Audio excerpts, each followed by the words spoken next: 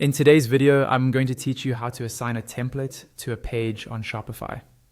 This is really useful if you want different pages on your store to have different layouts or designs without needing to edit any code. For example, maybe you want a special layout for your About page or a custom design for a FAQ or contact page. Assigning templates is how you make that happen. First, log into your Shopify admin dashboard. Once you're in, take a look at the menu on the left-hand side of the screen. Find the section labeled Online Store and click on it. When you do, it will expand and show more options underneath. From those options, click on Pages. You should now see a list of all the pages that already exist in your store, such as your About page or Contact page. If you want to assign a template to an existing page, simply click on the name of that page to open it. If you'd like to create a new page and assign a template to it, look towards the top right corner of the page list and click on Add Page. This will open the page editor for a brand new page.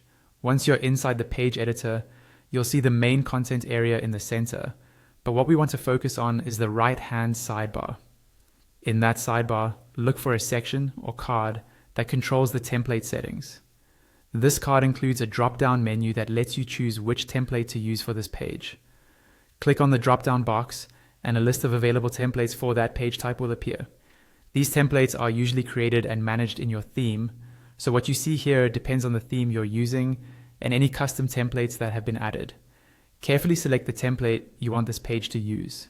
For example, you might have something like page.default or page contact or other descriptive names provided by your theme.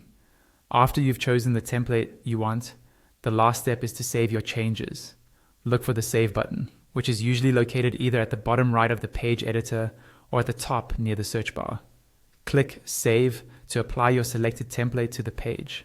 Once it's saved, your page will now use that template on the live site, giving it the layout and design defined by that template.